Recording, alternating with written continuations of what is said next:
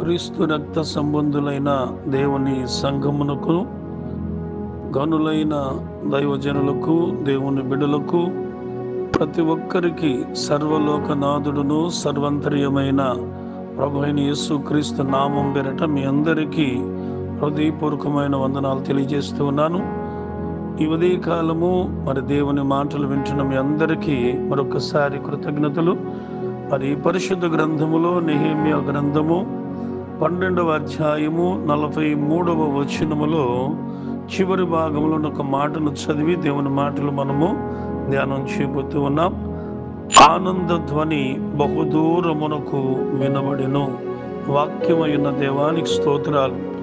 తండ్రి, ఈ వర్తమానము ద్వారా సంఘమునకు వినుచున్న గనులైన మీ బిడ్డలందరికీ దీనిలో ఉన్న మర్మము, దాగి ఉన్న మేలు మాకు దయచేయమని యేసు నామమున అడుగుచున్నాం తండ్రి, ఆమేన్. మంచిది. ప్రభునందు ప్రియమైన దేవుని బిడ్డలారా, దేవుని గ్రంథములో నెహెమ్యా గ్రంథములో మనం ఒక చిన్న తలంపుని మీ ముందుకు తీసుకురావడానికి ఆశపడుతూ ఉన్నాను. అయితే ఈ 12వ అధ్యాయము 43వ వచనములో ఆనాడు ఇశ్రాయేలు ప్రజలు వారి యొక్క పురములో యెరూషలేములో జరిగినటువంటి ఒక గొప్ప అద్భుతమైన కార్యం. అందులో మీకు చెప్పే మాట ఏంటంటే ఆనంద ధ్వని బహుదూరమునకు వినబడిను అని రాయబడి ఉంది. అయితే ఈరోజు నేను మీకు పంచుకునే అంశం పేరు ఏంటంటే ఆనంద ధ్వని. భూమి మీద ప్రతి మానవుడు, ప్రతి కుటుంబము కూడా కోరుకునేటువంటి అంశం ఏంటంటే నేను, నా బిడ్డలు, నా కుటుంబము ఆనందముతో గడపాలి, ఆనందముతో మనం జీవించాలని కోరుకుంటాం. ఇది మంచిది, ఇది నేరం కాదు. అలా దేవుడు చేయనని కూడా దేవుడు చెప్పడు. కానీ ఈ రోజున కుటుంబ వ్యవస్థలో కానివ్వండి, వ్యాపార వ్యవస్థలో కానివ్వండి, నేటి సమాజంలో మనం చూసినప్పుడు ఆనంద ధ్వని కంటే దేవుని బిడ్డలారా ఎలాంటి ధ్వనులు వినపడుతున్నాయి అంటే ఈ రోజున దుఃఖముతో కూడినటువంటి ధ్వనులు, ఈ రోజున శ్రమలతో కూడినటువంటి ధ్వనులు, ఈ రోజున ఏం కనబడుతున్నాయి అంటే కక్షలతో కూడిన ధ్వనులు ప్రపంచ చరిత్రలో లోకమంతటా కనబడుతూ ఉంది. కానీ మనం చదువుకున్నటువంటి లేఖన భాగములో గమనించినప్పుడు ఆనంద ధ్వని బహుదూరమునకు వినబడిను అన్నాడు. ఎందుకు, ఏంటి కారణం? దీంట్లో మనం గమనిద్దామా? రెండు విషయాలు మీ ముందుకు తీసుకొచ్చి దేవుని మాటలు దేవుని బిడ్డ మనం గ్రహిద్దాం. యెషయా గ్రంథములో 61వ అధ్యాయములో 10వ వచనములో భక్తుడు రాస్తూ ఉన్న మాట, ప్రవచన గ్రంథములో యెహోవాను బట్టి మహానందముతో నేను ఆనందించుచున్నాను అంటున్నాడు. అంటే ఆనాడు ఇశ్రాయేలుడు కావనివ్వండి, ఈనాడు భూమి మీద ఉన్నటువంటి మానవులందరూ, దేవుని బిడ్డలారా, బైబిల్ చెప్తున్న సత్యం ఏంటంటే యెహోవాను బట్టి మహా ఆనందముతో నేను ఆనందించుచున్నాను అంటున్నాడు భక్తుడు. ఏంటి ఈ రోజున ఆనంద ధ్వని బహుదూరము వినబడటానికి అక్కడ కారణం ఏంటి? ఈ రోజున ప్రవక్త యెషయా చెప్తున్న మాట యెహోవాను బట్టి మహానందముతో నేను ఆనందించుచున్నానని ఈ లేఖనంలో రాయబడిన మాటలు ప్రతి కుటుంబానికి, దేవుని బిడ్డలారా, ఈరోజు కుటుంబాలలో బిడ్డల విషయంలో కానివ్వండి, భర్త విషయం కానివ్వండి, వారి ఆర్థికపరమైన అవసరతలు కానివ్వండి, ఈ రోజున మానవ జీవితంలో ఏ విధముగా మానవుడు ఆనందము లేకుండా నలిగిపోతూ ఉన్నాడు, విడుదల లేకుండా నలిగిపోతున్నాడు. కష్టాలతో, రకరకాల భారాలతో మానవ జీవితంలో ఆనందము కొదువైపోతుంది. ఏ తల్లిని అడిగినా, ఏ తండ్రిని అడిగినా వారు మనకు చెప్పే మాట ఏంటంటే దుఃఖమే కానీ దేవుని బిడ్డలారా ఆనంద ధ్వని ఈ రోజున గుడారాలలో వినబడట్లేదు, సంఘాలలో వినబడట్లేదు. ఈరోజు మీరు గమనించాలి, ఈ ఆనంద ధ్వని ఈ రోజున నీ ఇంటిలోంచి బహుదూరం వినబడాలి అంటే ఏం జరుగుతుందో రెండో మాట మనం చదువుకుందామా? పరిశుద్ధ లేఖనములు దేవుని బిడ్డలారా, దేవుని గ్రంథములో ఒక చక్కని మాట మనము చదవగలుగుతాం. చూడండి, మనం చదువుకున్న మూల వాక్యము నెహెమ్యా గ్రంథములోనే 12వ అధ్యాయములో 40వ వచనములో ఆనాడు ఇశ్రాయేలులు మీరు చేస్తున్న పని ఏమిటంటే ఈ 12వ అధ్యాయము 40వ వచనములో దేవుని మందిరములో స్తోత్ర గీతములు పాడిరి. మీరు మహానంద ధ్వనితో ఆ ధ్వని దూర ప్రాంతమునకు వెళ్ళటానికి దేవుని బిడ్డలారా బహు దూరము వినబడడానికి కారణం ఏంటంటే, ఇదిగో యెరూషలేములో ఉన్నటువంటి దేవాలయములోనికి వెళ్ళి దేవుని బిడ్డలారా దేవుని మందిరములో వారు స్తోత్ర గీతములు పాడినంట. దేవునికి స్తోత్రం, హల్లెలూయా. ఈరోజు మనము నీ కుటుంబములో ఆనంద ధ్వని నీకు ఉండాలంటే యెహోవాను బట్టి నువ్వు మహానందముతో నువ్వు ఉండగలవు. అంటే ఆయన నిరంతర స్తోత్రార్హుడని దేవుని వాక్యం చెప్తూ ఉంది.